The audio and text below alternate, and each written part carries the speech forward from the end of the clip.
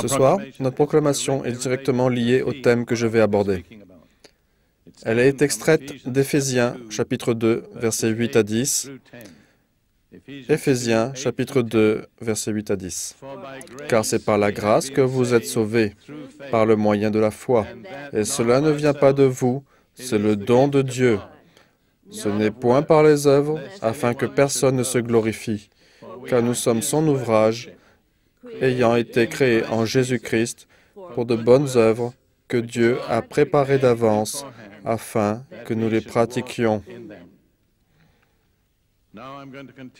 Je vais reprendre maintenant le thème que nous avions évoqué dans notre précédente réunion, c'est-à-dire examiner les 6 grandes doctrines fondatrices de la foi chrétienne qui sont listées dans Hébreux, chapitre 6, versets 1 et 2. Je vais juste les récapituler. Renoncement aux œuvres mortes, la foi en Dieu, la doctrine des baptêmes, l'imposition des mains, la résurrection des morts, le jugement éternel. Dans notre précédente réunion, j'ai abordé le thème de la repentance à la foi. J'ai traité la repentance et je n'ai fait qu'aborder la foi. Je veux ce soir poursuivre sur la foi. Et le thème est la foi et les œuvres. 2 mots simples qui sont souvent utilisés dans le Nouveau Testament. Et pourtant, il est absolument stupéfiant de constater combien le peuple de Dieu n'a pas une compréhension claire de la relation entre la foi et les œuvres. Par le mot foi, nous voulons dire ce en quoi nous croyons. Par œuvre, ce que nous faisons. Quelle est la bonne relation entre ce que nous croyons et ce que nous faisons? Je voudrais juste commencer en citant brièvement les évangiles. Il y en a tant parmi nous qui utilisent le terme évangile et nous en parlons comme si c'était quelque chose que nous connaissions si bien que nous savons clairement de quoi nous parlons. En réalité, je crois que beaucoup de gens parlent de l'évangile et ne sont pas conscients de ce qu'est réellement l'évangile. C'est énoncé très clairement par Paul dans 1 Corinthiens, chapitre 15, versets 1 à 5. 1 Corinthiens 15, versets 1 à 5. Je vous rappelle, frères, l'évangile que je vous ai annoncé, que vous avez reçu, dans lequel vous avez persévéré, et par lequel vous êtes sauvés, si vous le retenez tel que je vous l'ai annoncé, autrement, vous auriez cru en vain. Et ensuite, Paul continue en déclarant l'Évangile. Et l'Évangile est présenté en 3 simples faits historiques. Ce n'est pas compliqué. Je vous ai enseigné avant tout, comme je l'avais aussi reçu, que Christ est mort pour nos péchés, selon les Écritures, qu'il a été enseveli et qu'il est ressuscité le 3e jour, selon les Écritures. Donc, l'Évangile consiste en 3 faits historiques. Christ est mort pour nos péchés, il a été enseveli et il est ressuscité le 3e jour. Et là où ces déclarations ne sont pas faites, l'Évangile n'est pas annoncé. Il y a tellement de soi-disant prédications de l'Évangile qui ne contiennent jamais l'Évangile. Ce sont les 3 faits fondamentaux qu'il nous faut poser. Christ est mort pour des péchés, il a été enseveli et il est ressuscité le 3e jour. Et la première autorité qui atteste de ce fait, ce ne sont pas les témoins oculaires qui l'ont vu après sa résurrection, mais ce sont les Écritures. C'est l'autorité suprême. Paul dit, par 2 fois, selon les Écritures. Puis il poursuit en donnant une liste des personnes qui furent témoins de sa résurrection. Mais souvenez-vous que l'ultime autorité en termes de foi, ce sont les Écritures. Ensuite, Paul explique que si nous recevons ces simples faits par la foi, sans les œuvres, sans faire quelque chose, la justice nous sera imputée. Nous serons reconnus comme justes. Il est très important de remarquer que Paul dit que ce n'est pas par ce que nous faisons, mais par ce que nous croyons. Ce n'est pas par les œuvres, mais par la foi. Il poursuit dans Romains chapitre 4, pour examiner la leçon que nous pouvons apprendre d'Abraham, car il dit que la justice lui fut imputée par la foi. Paul commence alors à débattre de la leçon que nous pouvons apprendre de lui. Il dit dans Romains 4, verset 4, « Or, à celui qui fait une œuvre, le salaire est imputé, non comme une grâce, mais comme une chose due. Si vous travaillez pour quelqu'un et recevez votre salaire, ce n'est pas une grâce, c'est quelque chose qui vous est dû. » Mais il dit que ce n'est pas ainsi que l'on parvient à la justice. Ce n'est pas par nos œuvres, ce n'est pas quelque chose que nous gagnons. Puis, il poursuit avec une déclaration des plus surprenantes. Et je dis aux gens que si vous n'avez jamais été surpris par ce que vous lisez dans la Bible, c'est que vous n'avez jamais vraiment lu la Bible, car elle contient les plus surprenantes déclarations. Paul poursuit en disant, dans Romains, chapitre 4, verset 5, « Et à celui qui ne fait point d'œuvre, mais qui croit en celui qui justifie l'impie, sa foi lui est imputée à justice. » Ainsi, si vous voulez que votre foi vous soit imputée à justice, quelle est la première chose à faire? Arrêtez d'œuvrer. À celui qui ne fait point d'œuvre, aussi longtemps que vous pensez pouvoir gagner cela par ce que vous pouvez faire, vous ne le recevrez pas. C'est ce qu'il y a de plus difficile pour les gens religieux. Nous sommes tellement habitués à l'idée qu'il faut faire quelque chose pour gagner la faveur de Dieu. La faveur ne peut être gagnée. La grâce ne peut être gagnée. Par définition, elles ne peuvent être gagnées. C'est pourquoi la première chose à faire si vous voulez être reconnu comme juste aux yeux de Dieu, c'est d'arrêter d'essayer. N'œuvrez pas. C'est une déclaration déroutante pour beaucoup. Mais la Bible est un livre déroutant. Bien plus déroutant que beaucoup d'entre nous le pensent. Quelle est la véritable relation entre la foi et les œuvres? Ce n'est pas que les œuvres ne soient pas importantes, c'est l'ordre dans lequel nous les faisons. Ruth et moi avons cité un passage d'Éphésiens 2 sur lequel j'aimerais revenir. Éphésiens, chapitre 2, versets 8 à 10. « Car c'est par la grâce que vous êtes sauvés, par le moyen de la foi. Et cela ne vient pas de vous, c'est le don de Dieu. Nous ne pouvons même pas nous enorgueillir du fait que nous avons la foi, car nous l'avons uniquement parce que Dieu nous l'a donnée. Ce n'est pas quelque chose que nous pouvons produire par nous-mêmes. » Ensuite, il est dit, « Ce n'est point par les œuvres, afin que personne ne se glorifie. » Et dans tous les passages où il est parlé de gens qui croyaient avoir été rendus justes par leurs œuvres, Paul dit que non, afin qu'ils ne s'orgueillissent pas. Vous voyez, une religion des œuvres nourrit l'orgueil humain. Et l'orgueil est le grand péché originel. C'est pourquoi Dieu a établi un moyen d'être rendu juste qui ne nourrit pas notre orgueil. Si vous regardez les personnes qui ont des religions plutôt compliquées, et je n'en nommerai aucune, car je ne veux pas donner l'impression d'attaquer quoi que ce soit, mais fondamentalement, plus elles sont difficiles, plus ils sont fiers. Ils font des choses réellement difficiles et ardues, jeûner, faire des sacrifices, et ainsi de suite. Cela nourrit l'orgueil. Dieu résiste aux orgueilleux, mais fait grâce aux humbles. Ainsi, Dieu a conçu une façon d'être trouvé juste devant lui qui ne flatte pas notre orgueil. Je ne sais si vous l'avez déjà remarqué, mais fondamentalement, parlons des chrétiens. Les chrétiens qui sont très légalistes, très regardants sur les règles, sont souvent des personnes peu aimantes. L'aviez-vous déjà remarqué? Si vous vous tournez vers eux pour recevoir de l'amour, vous n'en recevrez pas beaucoup. En réalité, le légalisme et l'amour sont plus ou moins opposés. Et nous devons donc être continuellement sur nos gardes à l'encontre de tout ce qui renforce notre orgueil. Mais la religion, fondamentalement, nourrit l'orgueil. Si c'est de la religion sans la grâce de Dieu, cela nourrit l'orgueil. Mais il y a une place pour les œuvres. Elles ne sont pas sans importance. Il faut juste les remettre à leur place. Éphésiens, chapitre 2, verset 10, le dit de manière tout à fait claire. « Car nous sommes son ouvrage, ayant été créés en Jésus-Christ pour de bonnes œuvres que Dieu a préparées d'avance afin que nous les pratiquions. » Donc, quand Dieu a fait de nous de nouvelles créatures en Christ, et la Bible dit que si quelqu'un est en Christ, c'est une nouvelle créature, eh bien, Dieu a préparé des œuvres adaptées pour chaque nouvelle créature. Mais la vieille nature charnelle ne peut pas marcher dans les bonnes œuvres que Dieu a préparées. Il vous faut être une nouvelle créature par la foi avant de pouvoir marcher dans les bonnes œuvres.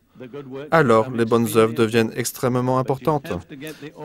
Mais il faut garder le bon ordre. Tout d'abord, être une nouvelle créature par la foi, puis les bonnes œuvres que Dieu a préparées pour nous.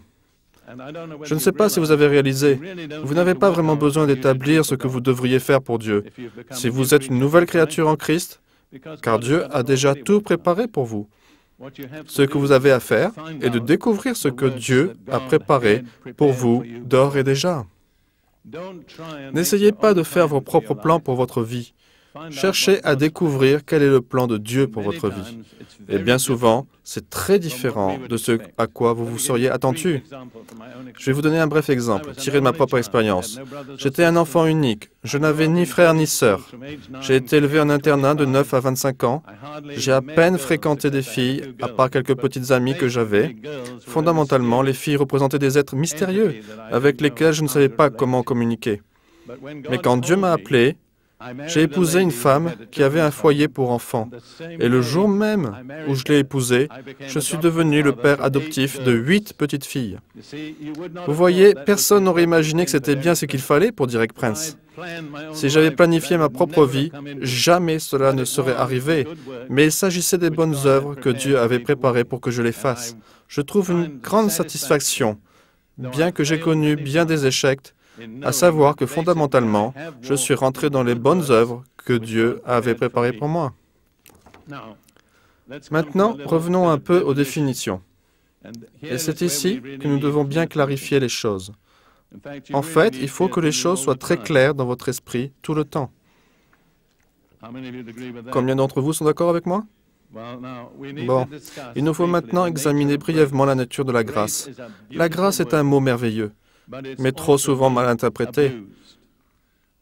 Un jour, je prêchais dans une église. Je dis, en fait, les églises qui intègrent dans leur nom le mot grâce sont celles qui en savent le moins au sujet de la grâce. Et d'un seul coup, j'ai réalisé que j'étais en train de prêcher dans une de ces églises. Néanmoins, cela reste vrai. Beaucoup de ceux qui utilisent le mot grâce n'ont aucune idée de ce que cela signifie. Le sens premier de la grâce est beauté, charme. C'est donc une beauté que Dieu nous fait parce que nous croyons en lui. Il nous rend beaux au moyen de sa grâce. Puis Paul dit, voici le point crucial, dans Romains chapitre 11, verset 6, « Or si c'est par grâce, ce n'est plus par les œuvres. Autrement, la grâce n'est plus une grâce. » En d'autres termes, je dirais avec mes propres mots, vous ne pouvez pas mériter la grâce. Tout ce que vous pouvez mériter n'est pas de la grâce. C'est quelque peu humiliant pour beaucoup d'entre nous. Nous devons dépendre de sa grâce. Nous ne pouvons la gagner. Rien de ce que nous pouvons faire ne pourra jamais nous obtenir la grâce de Dieu. Mais par grâce, nous avons été sauvés par la foi. Et au moment où vous commencez à être tout excité du fait que vous avez la foi, souvenez-vous que Paul poursuit en disant « Et cela ne vient pas de nous, c'est le don de Dieu. » Vous ne pouvez vous enorgueillir de rien si vous avez été sauvé par la foi. Dieu a voulu cela pour vous protéger du pire péché qui soit, l'orgueil. Je veux m'arrêter sur la relation entre la foi et les œuvres. Ce que nous croyons et ce que nous faisons. Et pour autant que je sache, tout ce que je vais dire sera tiré directement du Nouveau Testament. Et pourtant, pour beaucoup d'entre vous, ce sera étonnant, voire même choquant. J'ai découvert que de prêcher le simple message du salut par la grâce du Nouveau Testament est étonnant, même pour des chrétiens authentiques. Je me souviens avoir dit un jour, dans une congrégation à peu près de la taille de celle-ci, bien évidemment, le christianisme n'est pas un ensemble de règles. Et alors j'ai regardé tous ces gens et ils étaient choqués. Je pense qu'ils auraient été moins choqués si j'avais dit « Dieu est mort ». Ils considéraient le christianisme comme un ensemble de règles. Peut-être pensez-vous la même chose. Je tiens à vous réaffirmer que le christianisme n'est pas un ensemble de règles. Vous ne pouvez pas le vivre au moyen de règles. Regardons ce que Paul dit dans Romains chapitre 3, verset 20. Le thème des Romains, soit dit en passant, est la justice. La question centrale du livre des Romains, c'est comment pouvons-nous devenir justes devant Dieu? Bien des siècles avant que Job ne crie dans son agonie, dans Job chapitre 9, verset 2, « Comment l'homme serait-il juste devant Dieu ?» Tous ses amis religieux ont tourné en ridicule l'idée que quiconque puisse être juste devant Dieu. Mais Dieu a entendu ce cri, et des années plus tard, à travers l'épître des Romains, il répondit à la question « Comment un homme serait-il juste devant Dieu ?» Et ce n'est pas en appliquant un ensemble de règles. Dans Romains chapitre 3, verset 20, Paul dit « Car nul, c'est-à-dire aucun être humain, ne sera justifié devant lui par les œuvres de la loi, puisque c'est par la loi que vient la connaissance du péché. » Quelle que soit la traduction utilisée, il est dit la même chose ou presque.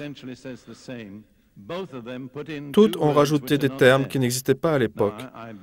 J'ai appris le grec dès l'âge de 10 ans, et je sais ce que je dis. Elles utilisent 2 fois le terme « loi », mais Paul ne dit pas cela.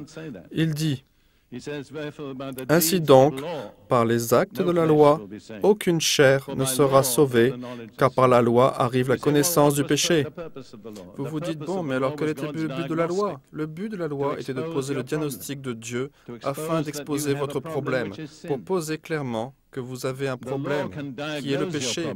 La loi peut diagnostiquer le péché, mais elle ne peut le résoudre. Il ne peut être résolu que par la grâce.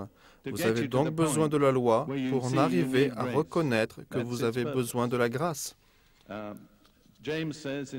Jacques dit dans le chapitre 2, versets 10-11 de son épître, Jacques 2, versets 10 et 11, « Car quiconque observe toute la loi, là il parle de la loi de Moïse, mais pêche contre un seul commandement, devient coupable de tous. En effet, celui qui a dit « Tu ne commettras point d'adultère » a dit aussi « Tu ne tueras point ». Or, si tu ne commets point d'adultère, mais que tu commettes un meurtre, tu deviens transgresseur de la loi. Vous voyez ce que Jacques est en train de dire? Soit vous observez toute la loi, soit vous transgressez toute la loi. Obéir à 99% de la loi n'est pas obéir à la loi. La loi est un tout. Soit dit en passant, personne d'entre nous ne peut obéir à 99% de la loi. Les Juifs orthodoxes disent qu'il y a 613 commandements que vous devez observer. Mais en privé, ils admettent d'obéir qu'à 32. Personne vivant sur terre aujourd'hui ne garde toute la loi de Moïse. Jamais personne ne l'a fait, à l'exception d'un seul. Vous connaissez son nom? Jésus, oui, c'est bien. Oui. Il disait aux hommes de son temps, « Qui d'entre vous me convaincra de péché ?» Il ne pouvait rien lui répondre. Il est le seul qui ait observé la loi parfaitement. Ni vous ni moi ne pouvons le faire. J'ai découvert, lorsque j'étais dans l'armée britannique et que venant d'être sauvé, je commençais à parler du salut aux autres, que tous pensaient en termes de religion, pas de salut.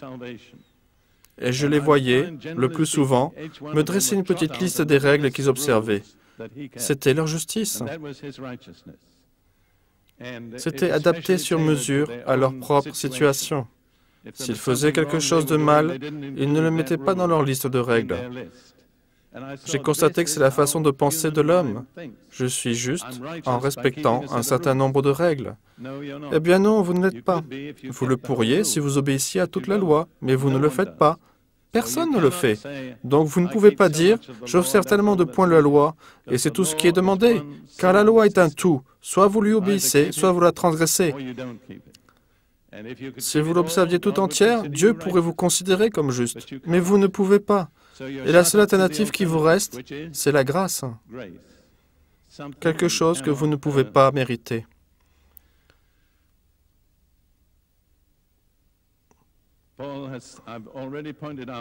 J'ai déjà souligné, et je reviens sur ce point, dans Romains, chapitre 3, verset 20, car nul ne sera justifié devant lui par les œuvres de la loi. N'essayez jamais d'atteindre la justice devant Dieu en observant un ensemble de règles. Voilà ce que cela veut dire, car vous échouerez. Si vos règles sont bonnes, vous ne pourrez pas les observer. Si vos règles sont mauvaises, vous ne serez pas rendu juste en obéissant à des règles mauvaises. Vous comprenez? Maintenant, allons plus loin. Ce que je veux dire maintenant, et c'est là où les gens commencent à être choqués, c'est que la loi et la grâce s'excluent mutuellement. Vous ne pouvez pas bénéficier des deux. C'est soit l'une, soit l'autre. Si vous lisez Romains, chapitre 6, au verset 14, il est dit « Car le péché n'aura point de pouvoir sur vous, puisque vous êtes non sous la loi, mais sous la grâce. » Ce sont donc deux alternatives qui s'excluent mutuellement. Vous pouvez être sous la loi ou vous pouvez être sous la grâce. Mais vous ne pouvez pas être sous les deux en même temps. Et si vous êtes sous la loi, vous n'êtes pas sous la grâce. Et si vous êtes sous la grâce, vous n'êtes pas sous la loi. Les implications de ce que dit Paul vont très loin. Il dit que le péché ne dominera pas sur vous, car vous n'êtes pas sous la loi, mais sous la grâce. La conséquence, c'est que si vous êtes sous la loi, le péché dominera sur vous. La seule façon d'échapper à la domination du péché, c'est d'arrêter d'essayer d'observer la loi et de vous en remettre à la grâce de Dieu. Je vous avais dit que cela serait choquant. Je vois que certains d'entre vous sont déjà un peu choqués. Maintenant, dans Romains chapitre 8, verset 14, Paul dit « Car tous ceux qui sont conduits par l'Esprit de Dieu sont fils de Dieu. » Qui sont les véritables enfants de Dieu? Ceux qui sont conduits régulièrement par le Saint-Esprit. Voilà l'alternative au fait d'observer un ensemble de règles. Vous pouvez obéir à un ensemble de règles ou vous pouvez être guidé par le Saint-Esprit, mais vous ne pouvez pas faire les deux. Voici une petite illustration que j'utilise et qui me vient à l'esprit. Je vais en parler pour rendre tout cela réaliste. Voilà un jeune homme, fraîchement sorti de son école biblique, son diplôme sous son bras. Il a été diplômé en théologie, il est fort et en bonne santé, et il lui faut faire son chemin d'un point de départ jusqu'à une certaine destination. Dieu lui dit, « Bon, tu as deux solutions. Soit tu utilises la carte, soit tu suis un guide personnel. » Ce jeune homme répond, « Je ne suis pas idiot, j'ai un diplôme en théologie, je sais lire une carte. Je prendrai la carte. Je n'ai pas besoin du guide. » Quand il se met en route, le soleil brille, les oiseaux chantent, mais 3 heures plus tard, environ, il fait sombre. C'est le milieu de la nuit. Il est dans une forêt. Il est sur le bord d'une falaise. Et il ne sait plus où est le nord, le sud, l'est ou l'ouest. Une voix douce lui dit alors, « Je peux t'aider ?» Vous savez de qui il s'agit? Du Saint-Esprit, le guide personnel.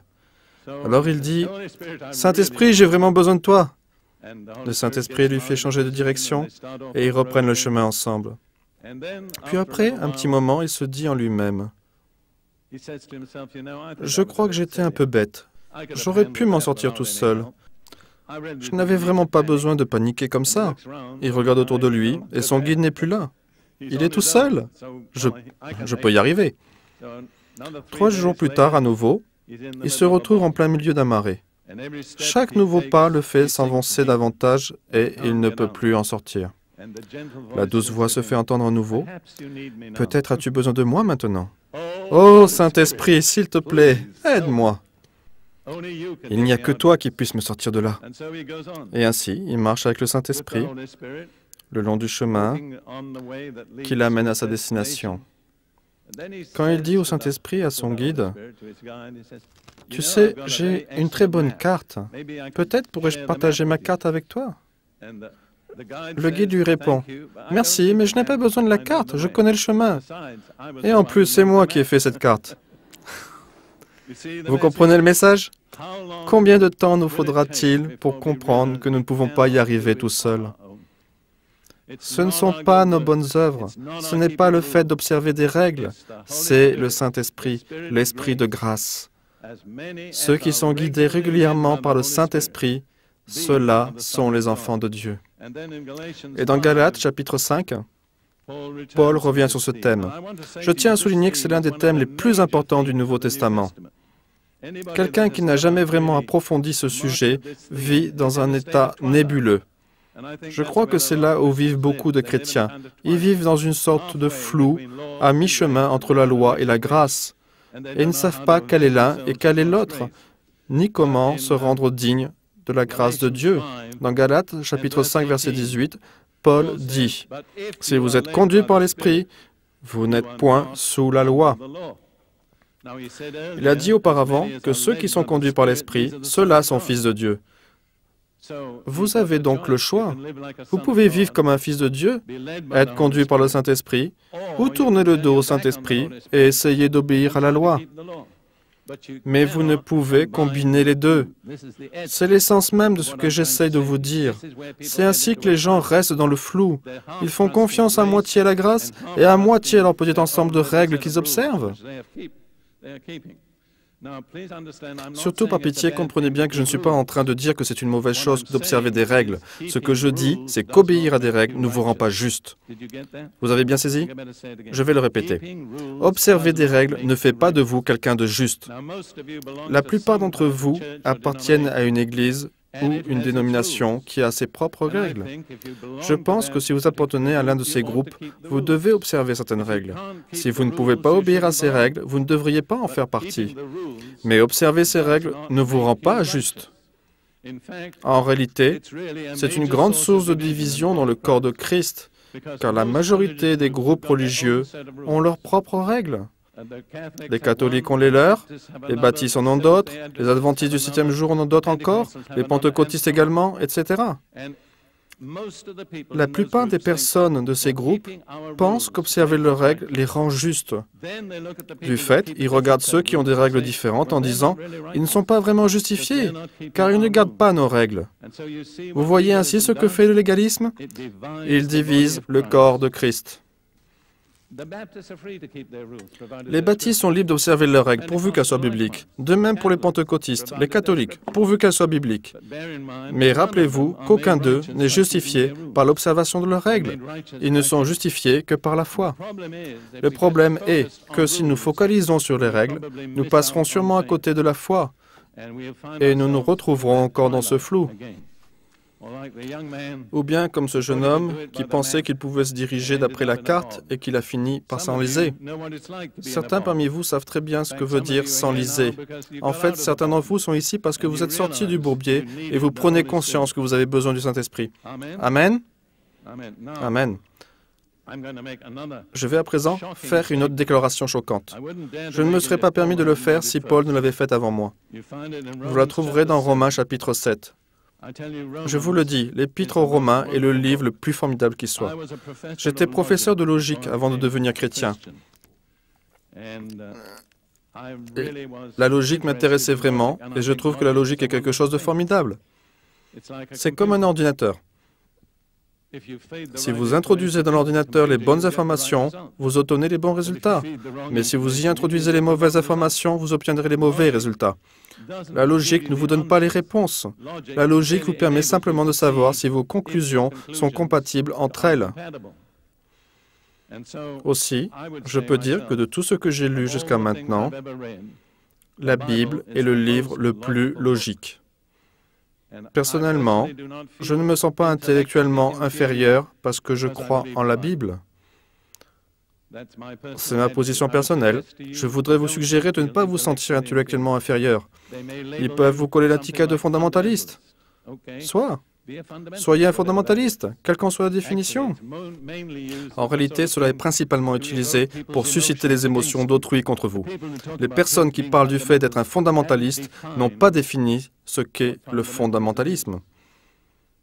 Les gens utilisent des tas de mots pour faire porter aux autres une marque noire sans leur donner une définition. N'ayez pas peur d'être appelé un fondamentaliste. La prochaine fois que quelqu'un vous appellera comme ça, dites-lui, « S'il vous plaît, pouvez-vous me dire ce que vous entendez par fondamentaliste ?» Très bien. À présent, examinons cette déclaration choquante de Paul dans Romains chapitre 7. Plus vous le suivez dans son raisonnement, plus il devient choquant. Romains chapitre 7, versets 4 et suivants. De même, mes frères, vous aussi vous avez été, par le corps de Christ, mis à mort en ce qui concerne la loi, pour que vous apparteniez à un autre, à celui qui ressuscitait des morts, afin que nous portions des fruits pour Dieu. Paul déclare qu'il fut un temps où si vous étiez un juif religieux, vous étiez marié à la loi, et que pour vous, abandonner la loi pour vous marier à un autre serait considéré comme un adultère spirituel, à moins que vous ne découvriez que la loi est morte. Mais au travers de la mort de Jésus sur la croix, la loi a été mise à mort. Vous comprenez? C'est un vrai problème pour la plupart des Juifs.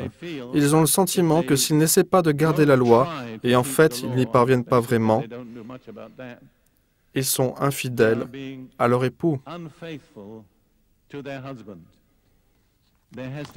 Ils ont besoin de recevoir la révélation que la loi a été mise à mort en Christ, de telle sorte qu'ils puissent être mariés à un autre, le Messie ressuscité.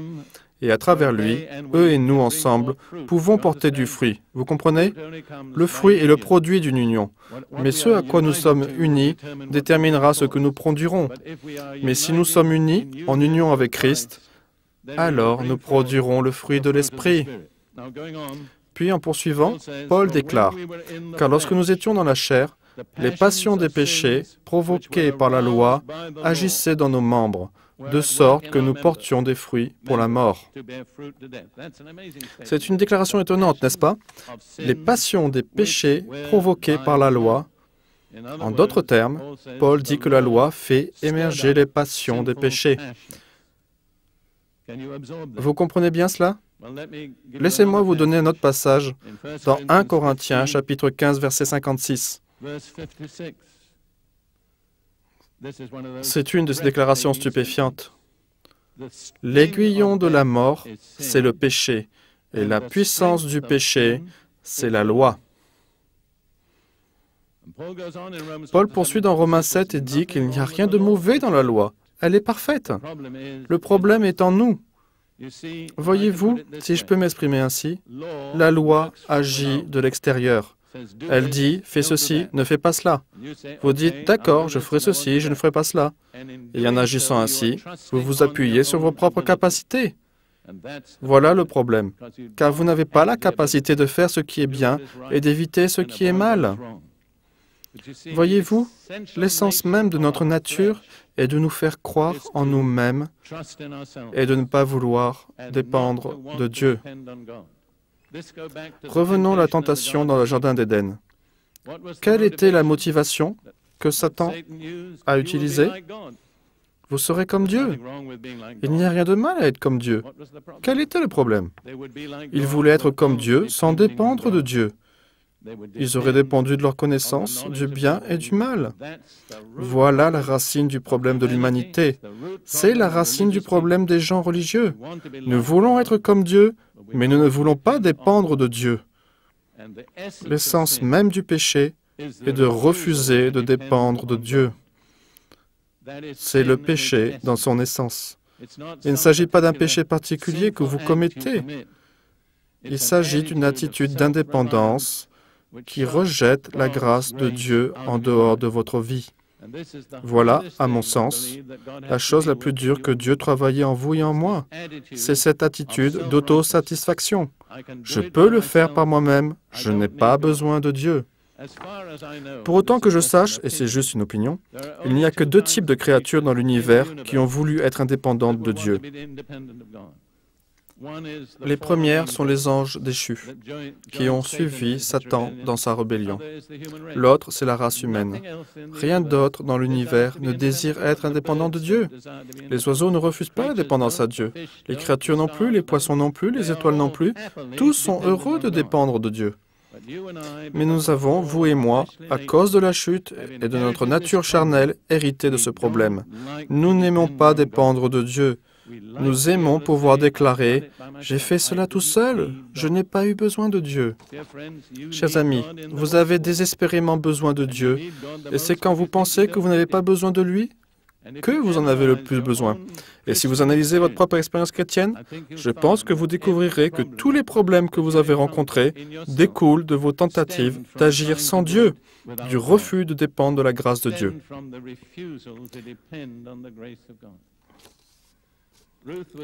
Il y a quelques années, Ruth était à l'hôpital, attendant d'être opérée.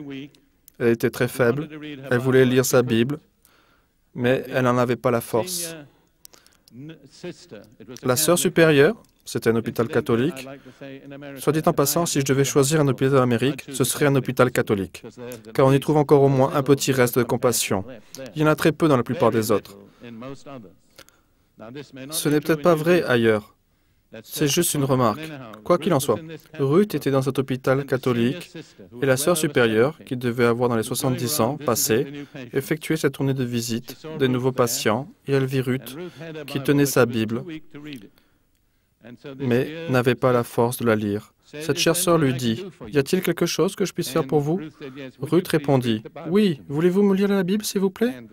La sœur répondit, « Quel passage voulez-vous que je vous lise ?» Ruth dit, « Philippiens 2. » La sœur dit, « Eh bien, c'est le passage sur lequel j'ai été consacrée comme religieuse. » Ainsi, elles eurent cette réunion.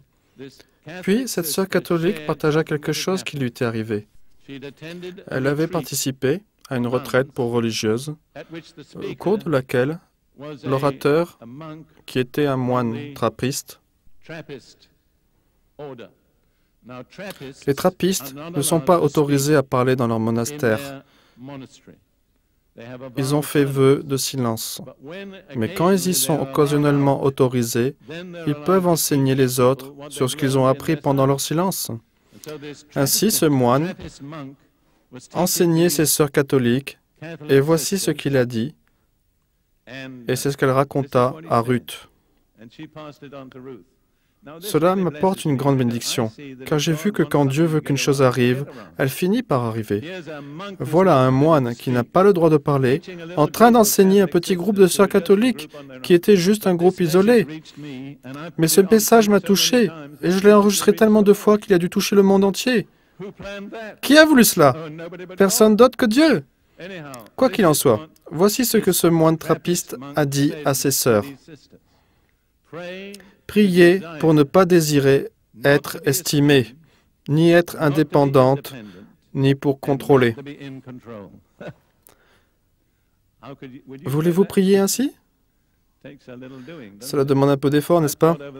J'y ai longtemps réfléchi. Ne pas être estimé, cela ne me pose pas de gros problèmes. Ne pas être indépendant? J'ai pris conscience que l'indépendance est une erreur. Se sentir, ne pas être en sécurité, je rectifie, ne pas être estimé, ne pas être en sécurité, ne pas contrôler. Eh bien, ce sont les deux derniers points qui me posent problème. Puis-je réellement désirer ne pas être en sécurité? Bon, d'accord, ma sécurité est dans le Seigneur. Mais quand il dit de ne pas être indépendant, ne pas être aux commandes, là, désolé, c'est ce qu'il y a de plus difficile pour moi. Est-ce que je désire vraiment ne plus être aux commandes? En d'autres termes, suis-je vraiment désireux de laisser Dieu aux commandes? Voilà la question. C'est ça la grâce, quand Dieu est aux commandes. Je peux vous dire que je bénis cette chère sœur. Je souhaite qu'elle soit encore en vie. Je lui suis reconnaissant pour avoir enrichi ma pensée au travers de Ruth. Voyez-vous, je considère cela comme le problème fondamental de l'humanité. Le désir d'être aux commandes, d'être en sécurité, de ne pas être dépendant. Et l'essence même du péché, c'est d'être dans un univers créé par un Dieu sage, aimant et vouloir s'affranchir de lui. Ne me dites pas, mes chers frères et sœurs, que vous n'avez jamais eu ce problème. Parce qu'il n'y en a aucun d'entre nous qui ait toujours été satisfait de dépendre de Dieu, de laisser Dieu aux commandes. C'est ça, la vraie marche par la foi. C'est le chemin de la grâce. Nous n'y parvenons pas en quelques heures. En fait, cela m'a pris 50 ans, et je n'y suis pas encore parvenu. Mais je suis plus près du but qu'avant, que ce soit pour vous un encouragement. Maintenant, poursuivons. La loi fait émerger le péché. Pourquoi? Parce qu'elle dit, tu peux le faire, vas-y, appuie-toi sur toi-même. Tout ce que tu as à faire, c'est de suivre ces règles. Et cela vous entraîne faussement dans la confiance en soi, dans la dépendance à soi-même. Voilà de quelle manière la loi nous trompe. Et laissez-moi vous dire, s'il vous plaît, qu'il n'y a rien de mal dans la loi. Paul poursuit dans le même chapitre et dit que la loi est bonne, que la loi est parfaite, qu'il n'y a rien de mal dans la loi. Le problème est en nous, dans notre nature charnelle. Nous avons tous le désir d'être indépendants. Je suis sûr que la plupart d'entre vous ont déjà observé un bébé.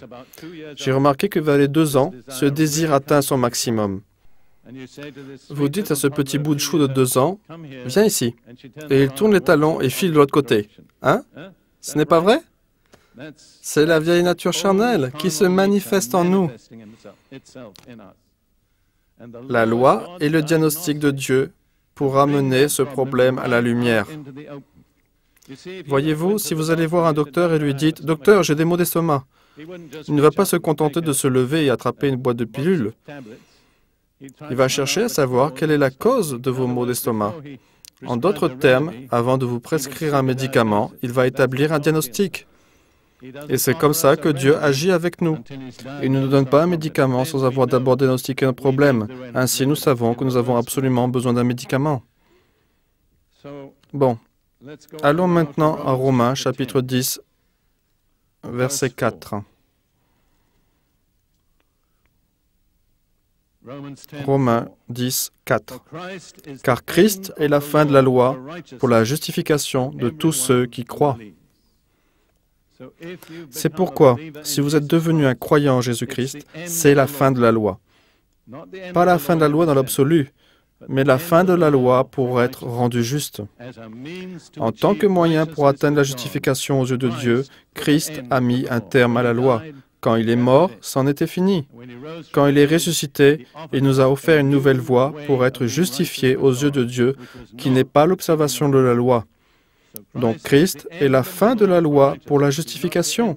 Il n'est pas la fin de la loi en tant que parole de Dieu ou en tant que partie de l'histoire d'Israël ou en tant qu'exemple de la façon dont Dieu s'occupe des gens. La loi est encore là. Mais en tant que moyen d'atteindre la justification, la mort de Christ à la croix a mis un terme à la loi.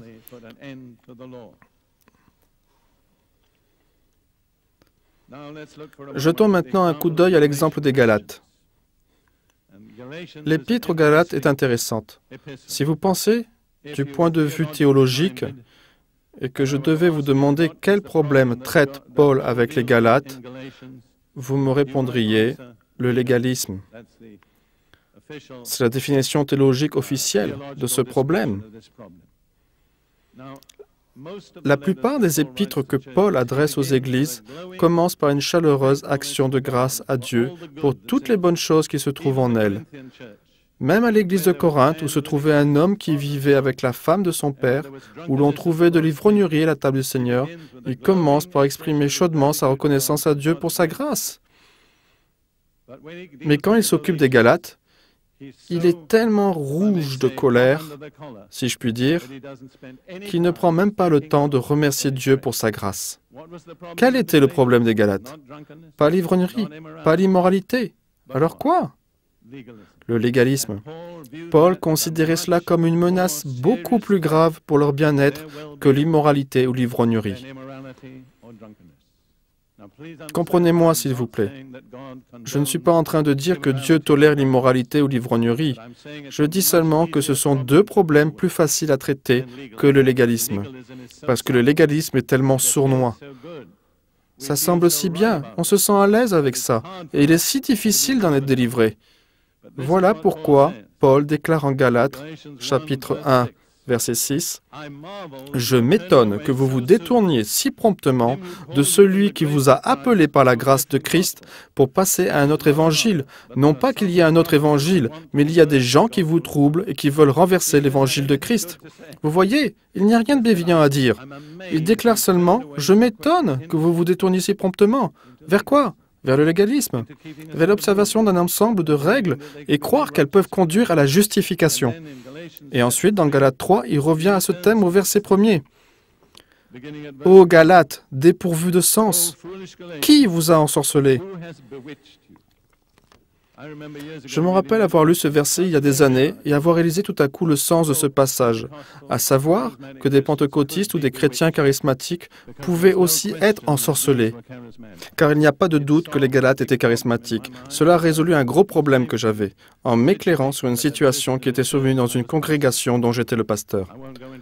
Je n'entrerai pas dans le détail, mais j'y réalisais que toute cette congrégation avait été ensorcelée par la femme du pasteur précédent, dont elle avait divorcé pour épouser un membre du conseil et qui continuait à dominer spirituellement ces gens. Je vous livre cette histoire juste pour vous aider. Si vous affrontez un problème similaire que vous ne comprenez pas, il s'agit peut-être de ce type de problème. Les gens en question ont peut-être été ensorcelés. Paul utilise l'expression dans un sens très clair. En réalité, le terme grec pour ensorceler signifie frapper avec l'œil. Ils ont été subjugués avec l'œil. Ils sont tombés sous le regard d'un œil qui les a ensorcelés. Il y a des années, un prêtre grec orthodoxe qui était devenu charismatique est venu à moi. Il venait demander la prière en disant « J'ai été ensorcelé. Quelqu'un m'a jeté le mauvais œil. » C'était un homme très posé qui connaissait sa Bible. Je ne m'étendrai pas là-dessus, mais je veux juste vous ouvrir au fait que c'est une possibilité. En fait, dans certains cas, c'est une probabilité. Ô Galates, dépourvus de sens, qui vous a ensorcelé, vous, aux yeux de qui Jésus-Christ a été peint comme crucifié? Paul leur dit, je vous ai présenté le message de la croix. Je vous ai dépeint Christ comme crucifié pour vos péchés. Comment pouvez-vous vous en écarter et revenir à ces pauvres rudiments de justification? Voici seulement ce que je veux apprendre de vous. Est-ce par les œuvres de la loi que vous avez reçu l'Esprit ou par la prédication de la foi? Avez-vous été baptisé du Saint-Esprit parce que vous avez observé un ensemble de règles ou parce que vous avez entendu et reçu le message avec foi? Permettez-moi de vous poser cette question. Y a-t-il quelqu'un ici qui ait reçu le Saint-Esprit comme résultat de son obéissance à un ensemble de règles? La réponse est personne. Nous devons nous souvenir de cela. Nous ne sommes pas sauvés par l'observation de règles. Nous n'avons pas reçu le baptême du Saint-Esprit parce que nous avons obéi à des règles. Nous avons reçu tout cela par la prédication de la foi. Comme le dit Paul, nous avons entendu avec foi le message que nous écoutions, nous y avons cru, nous l'avons reçu. Puis il dit, « Êtes-vous tellement dépourvu de sens? Après avoir commencé par l'Esprit, le Saint-Esprit, voulez-vous maintenant finir par la chair? » Vu sous cet angle, ça paraît stupide, non? Si vous avez eu besoin du Saint-Esprit pour commencer votre parcours de justice, comment pouvez-vous cesser d'être dépendant du Saint-Esprit? Comment pouvez-vous seulement vous appuyer sur votre petit ensemble de règles? Mais voyez-vous, ceci est très réel. Paul poursuit au verset 10. « Car tous ceux qui s'attachent aux œuvres de la loi sont sous la malédiction, car il est écrit, « Maudit est quiconque n'observe pas tout ce qui est écrit dans le livre de la loi et ne le met pas en pratique. » Si vous avez l'intention d'être justifié par l'obéissance à la loi, vous devez l'observer entièrement et tout le temps. Et si vous essayez d'observer la loi et ne parvenez pas à observer toute la loi en permanence, vous tombez sous la malédiction prononcée par « Soit maudit celui qui n'observe pas toutes les paroles de cette loi. » Est-il possible à des pentecôtistes ou des charismatiques de tomber sous une malédiction? Je tiens à vous dire que c'est parfaitement possible. En fait, je le sais de par ma propre expérience. Sans entrer dans le détail, j'ai fait partie d'un mouvement lancé par le Saint-Esprit dans le corps de Christ, souverainement, d'une manière qu'aucun de nous n'avait anticipée. Dieu m'a réuni à 3 autres prédicateurs, tous étant très connus. Ce fut un acte souverain de Dieu.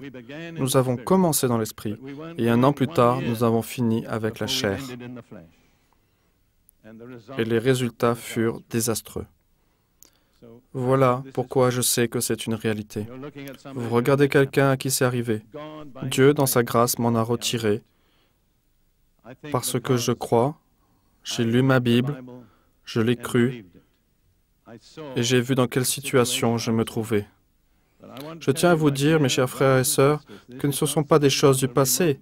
Cela se passe encore de nos jours. Les gens qui commencent par l'esprit et qui essayent d'atteindre la perfection par leur nature charnelle tombent sous une malédiction. Pour ma part, je pense qu'une grande partie de l'Église est, si je puis dire, sous une malédiction. Laissez-moi vous donner notre passage de l'Écriture, en Jérémie, chapitre 17, verset 5. Jérémie 17, 5. Ainsi parle l'Éternel.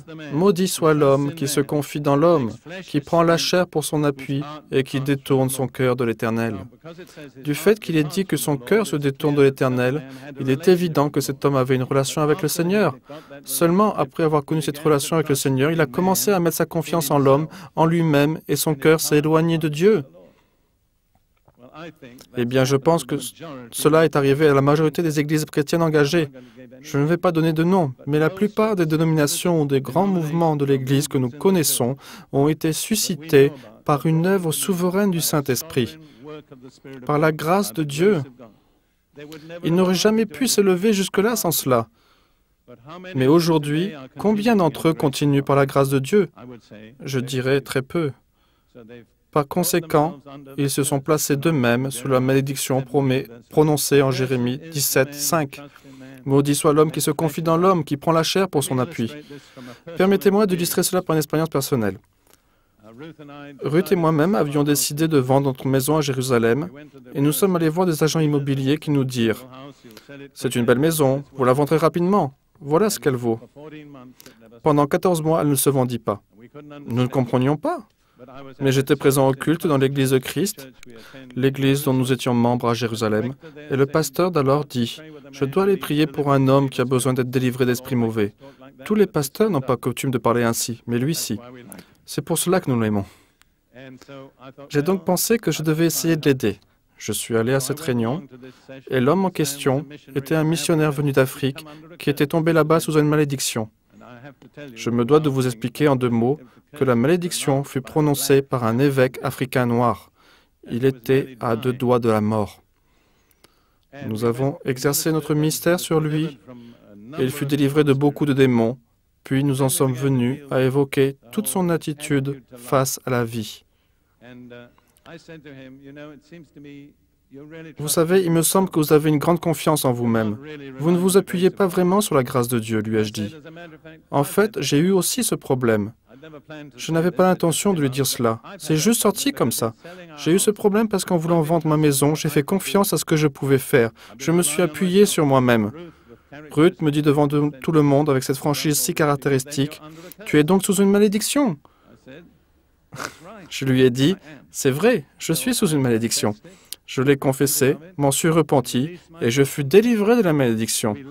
Nous avons quitté la réunion, nous sommes rentrés dans le nouvel appartement dans lequel nous vivions, et nous avons trouvé sur le pas de la porte un agent immobilier qui nous a dit « J'aimerais faire visiter votre maison à certains de mes clients. » En moins de 2 semaines, la maison était vendue. Vous comprenez? Au moment où je fus délivré de la malédiction, Dieu a pu agir en notre faveur. Je vois que certains parmi vous ont compris le message. C'est parfait. Reprenons où nous en étions restés. Laissez-moi encore faire quelques remarques générales à ce sujet, puis j'en viendrai au point positif. Je l'ai dit et je le répète, la loi agit de l'extérieur, nous livrant à notre propre capacité. La grâce agit de l'intérieur, nous dotant d'une capacité surnaturelle. Nous pouvons agir uniquement par grâce. Dans Lévitique, chapitre 11, verset 44 et 1 Pierre, chapitre 1, verset 16, nous trouvons le commandement « Soyez saints ». C'est un commandement de Dieu, mais si vous lisez Lévitique, chapitre 11, il se situe à la fin d'une série très complexe de règles sur ce que vous pouvez ou non manger. Cela implique que si vous voulez être saint, vous devez observer ces règles. Mais dans 1 Pierre, chapitre 1, verset 16, cela n'est lié à aucun ensemble de règles. Le message est « Soyez saints ». C'est un message de Jésus. Laissez-moi déposer ma sainteté en vous. C'est complètement différent. Ne pas s'appuyer davantage sur ses propres efforts, mais s'appuyer sur la grâce de Dieu et de Jésus pour faire ce que nous ne pouvons pas faire par nous-mêmes. Vous avez le choix. À présent, prenons un moment pour considérer le côté positif de ceci. Je voudrais revenir à Romains chapitre 8, versets 3 et 4, et simplement relever ce qui est dit ici. Romains chapitre 8, versets 3 et 4. Car chose impossible à la loi, parce que la chair la rendait sans force. Vous avez remarqué, il n'y a rien de mauvais dans la loi, c'est notre faiblesse. Dieu a condamné le péché dans la chair en envoyant, à cause du péché, son propre Fils dans une chair semblable à celle du péché. Où est donc le côté positif ici? Et cela afin que la justice de la loi fût accomplie en nous, qui marchons non selon la chair, mais selon l'Esprit. Ici se pose la question que les Américains appelleraient la question à 1000 $. Quelle est la juste exigence de la loi? Vous êtes-vous jamais penché sur cette question? Je peux vous répondre en un mot de 5 lettres. Et ce n'est pas un gros mot. C'est l'amour.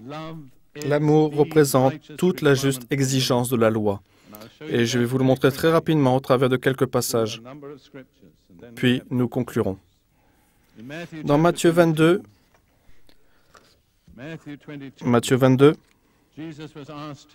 Jésus est interrogé par un docteur de la loi. Et vous savez comment est l'esprit légaliste? Verset 35. Et l'un d'eux, docteur de la loi, lui fit cette question pour l'éprouver. Maître, quel est le plus grand commandement de la loi? Une question très précise à laquelle Jésus donne une réponse précise et instantanée. Jésus lui répondit, « Tu aimeras le Seigneur ton Dieu de tout ton cœur, de toute ton âme et de toute ta pensée. C'est le premier et le plus grand commandement. Et voici le second, qui lui est semblable. Tu aimeras ton prochain comme toi-même. » Quel est le mot-clé? L'amour. L'amour pour Dieu, l'amour pour le prochain. Puis Jésus commente. De ces deux commandements dépendent toute la loi et les prophètes. Si j'avais chaud, ce qui est le cas, et si je voulais retirer ma veste et la suspendre, j'aurais besoin d'un porte-manteau pour le faire. Et le porte-manteau devrait se trouver ici pour que je puisse y suspendre ma veste. Ces commandements sont le porte-manteau sur lequel repose la loi et les prophètes, c'est-à-dire l'amour pour Dieu et l'amour pour le prochain. Voilà la juste exigence de la loi. Dans Romains chapitre 13, verset 8 et suivant, Paul dit, « Ne devez rien à personne, si ce n'est de vous aimer les uns les autres, car celui qui aime les autres a accompli la loi. » Je pense que je ne suis plus débiteur. Mais il y a une dette dont je ne pourrai jamais me débarrasser. Vous savez laquelle? Aimer mes frères chrétiens, aimer mes semblables. C'est ce que je dois. J'en suis continuellement débiteur. Je ne peux effacer cette dette. Paul poursuit. En effet, les commandements, tu ne commettras point d'adultère, tu ne tueras point, tu ne déroberas point, tu ne convoiteras point, et ce qu'il peut encore y avoir, se résument dans cette parole. Tu aimeras ton prochain comme toi-même. L'amour ne fait point de mal au prochain. L'amour est donc l'accomplissement de la loi. C'est parfaitement clair, n'est-ce pas? Et dans Galates 5, verset 14, c'est merveilleux comme les épîtres aux Romains et aux Galates sont liés. Galates 5, verset 14. Car toute la loi est accomplie dans une seule parole. Car toute la loi est accomplie dans une seule parole, dans celle-ci. Tu aimeras ton prochain comme toi-même. Un peu plus haut, toujours dans Galates 5, au verset 6, nous lisons, « Car en Jésus-Christ, ni la circoncision ni l'incirconcision n'a de valeur, mais la foi qui est agissante par l'amour. » Comment la foi agit-elle? Dites-moi. Par l'amour. Parfaitement. Dans l'épître de Jacques, il est écrit, « La foi sans les œuvres est morte. » La foi agissant par l'amour, vous arrivez à cette équation. La foi sans l'amour est morte. C'est une déclaration qui nous heurte, mais qui est vraie. Vous pouvez avoir toute la foi que vous voudrez, mais si vous n'avez pas l'amour dans votre vie, c'est une foi morte. Puis, nous lisons dans 1 Timothée chapitre 1, verset 5. 1 Timothée chapitre 1, verset 5.